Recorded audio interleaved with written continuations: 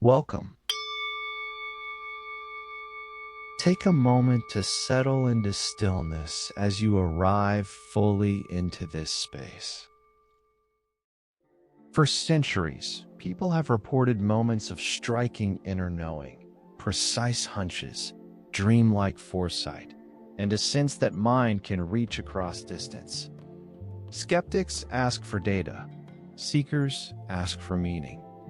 Today, we explore a meeting place where both can sit at the same table. We will examine careful laboratory work, declassified programs, and bold hypotheses from scientists and psychologists. Our aim is not to declare certainty, but to consider whether consciousness may be more than a byproduct of the brain, perhaps part of a universal informational field. Modern mediums and intuitives often describe their work as receiving impressions, images, feelings, and specific bits of information rather than hearing voices. They speak of tuning to a frequency and translating what arrives into language. Channeling, in research settings, is framed as an altered state of attention that may reveal information not obviously available through ordinary senses. Whether one is persuaded or unconvinced, the contemporary vocabulary emphasizes perception, translation, and states of consciousness. This evolution matters because it replaces superstition with testable descriptions of experience. Beginning in the 1970s, telepathy studies used a simple idea: reduce sensory distractions, then record the receiver's spoken impressions while a sender views a hidden target. These recorded telepathy tapes are later judged against multiple targets to see if the receiver chose the correct one more often than chance. Meta-analyses report small, above-chance hit rates in some datasets, while critics note replication and method concerns. Both sides agree rigorous controls are essential. Even with debate, this line of work keeps asking a legitimate scientific question. When attention is focused and senses are quieted, do minds sometimes access non-local information? The answer is not settled, but the question is carefully asked. Across decades of Ganzfeld studies, some pooled analyses show modest but statistically significant deviations over chance too small to impress a skeptic, yet too consistent to dismiss for a curious mind. Later reviews add moderator effects. For instance, procedures and audio conditions can shift outcomes, suggesting the how of the session matters. Still, independent reviewers argue that consistent, high-quality replications remain elusive. That tension, small effects, and persistent critique frames the frontier, a signal that may be there, entwined with noise and method. For open-minded skeptics, this is precisely where better experiments belong. During the Cold War, the U.S. funded a series of remote viewing research programs that were eventually consolidated under the name Stargate. The files that were declassified reveal intriguing successes mixed with inconsistent results, and a CIA-commissioned review later concluded the method wasn't reliable enough for actionable intelligence, at least not in a way the agency could openly endorse. Yet woven between the released documents are noticeable gaps: redacted pages, missing protocols, and operational techniques that remain classified even decades after the program ended. This contradiction raises an uncomfortable but important question. If remote viewing never produced dependable intelligence, then why are certain methods, procedures, and operational details still protected?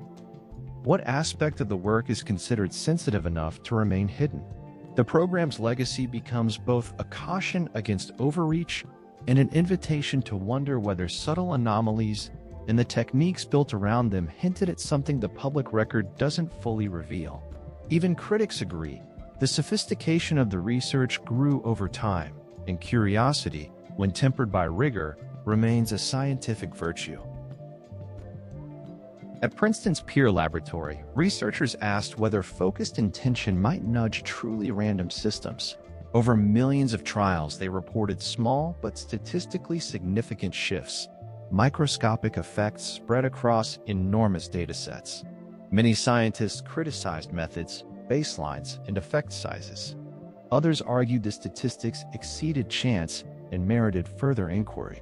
The lesson for our journey is not that mind moves machines, but that careful, long-running experiments can search for mind-matter correlations, however faint. When results are tiny, replication, criticism, and transparency are essential partners. Physiology studies suggest that practitioners often enter quieter, more internally focused states, more alpha and theta, sometimes trance-like calm. Some labs report that a subset of vetted mediums can produce accurate details under blinding protocols, while others debate interpretation and design. The credible takeaway is that state matters, attention, arousal, expectation, and confidence can shape outcomes. Skill may be unevenly distributed. As in music or chess, many try, fewer excel, and context changes performance. That is both a scientific and human reality. Carl Jung proposed synchronicity, meaningful coincidences without obvious causal links, as a way to think about experiences that feel psychically ordered. With physicist Wolfgang Pauli, he asked if some events align through acausal principles, connecting inner states and outer moments. Jung's model does not claim proof of telepathy. It frames a psychological space where mind and world sometimes mirror. For many, this explains the personal impact of these episodes without overstating their physics. In this acausal lens, meaning becomes data too. Jung's collective unconscious suggests shared symbolic structures that appear across cultures and time. If some human patterns are inherited or universally primed, then unfamiliar insight can feel strangely familiar, like memory without a source. This does not require paranormal claims. It proposes deep templates that shape dreams, art, and the stories we tell. When people report downloads of meaning, archetypes may be the scaffolding. The phenomenon is psychological, and it is powerful. If there is a bridge between science and spirituality, it may be information. Numerous researchers hypothesize that consciousness could interact with information fields, subtle, structured possibilities, rather than push atoms around. In this view, mind explores a landscape of patterns, and sometimes we notice statistically unlikely alignments between our inner state and the world. The hypothesis is modest. No grand claims of magic, simply the proposal that consciousness might access correlations not accounted for by current models. It is a conjecture, but it invites testable questions. Italian physicist and microprocessor pioneer Federico Faggin is attempting to answer one of the deepest scientific questions. What is consciousness, and how does it interact with physical reality? Drawing on decades of work in quantum physics and information theory, he argues that consciousness is not produced by the brain, but is instead a fundamental, irreducible component of the universe.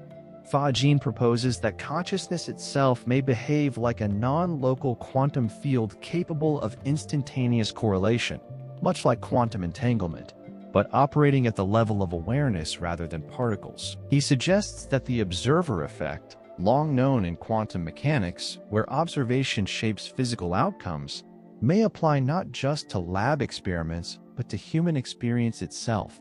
In his view, consciousness is the primary reality, and the physical world is its expression, not the other way around. Free will, intentionality, and subjective experience are not byproducts of neurochemistry, but intrinsic features of a conscious universe. This is a bold hypothesis, and that boldness is precisely why it matters in this conversation. Faggin is not a mystic. He is the inventor of the first commercial microprocessor and a pioneer in modern computing. When an engineer of his caliber proposes that the fabric of reality is conscious, he forces us to look beyond assumptions and reconsider our models, agree or disagree.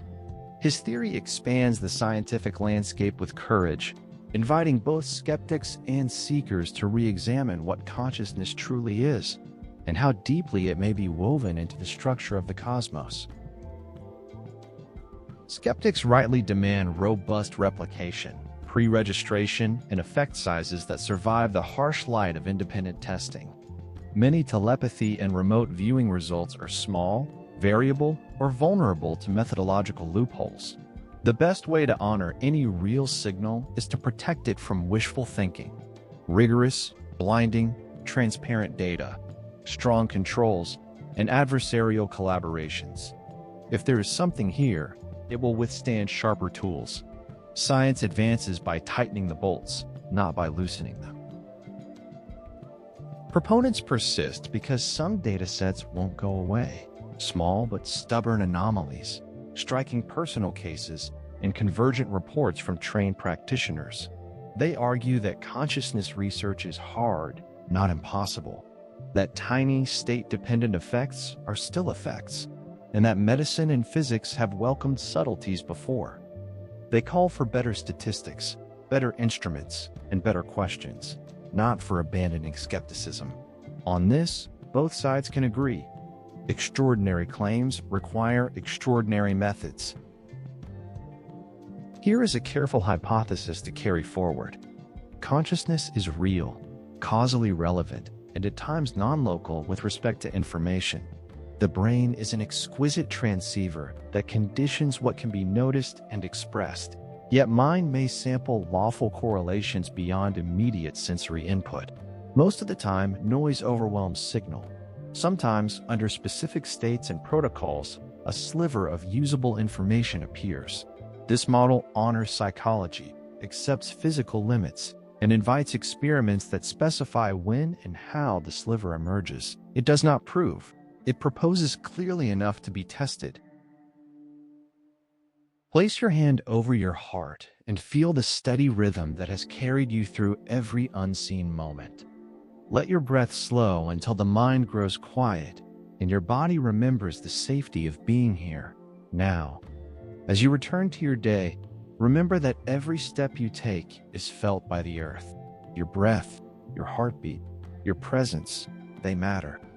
Ground yourself in the now and let the earth hold you steady. You are part of something greater. Stay connected, stay grounded, and know that healing begins with presence. I leave you with this inspiration. The light of the universe surrounds you. The love of the universe enfolds you. The power of the universe protects you. The presence of the universe watches over you. You are one with the universe. Awaken to the energies that connect us all. You are not alone. The universe is listening, and your journey matters.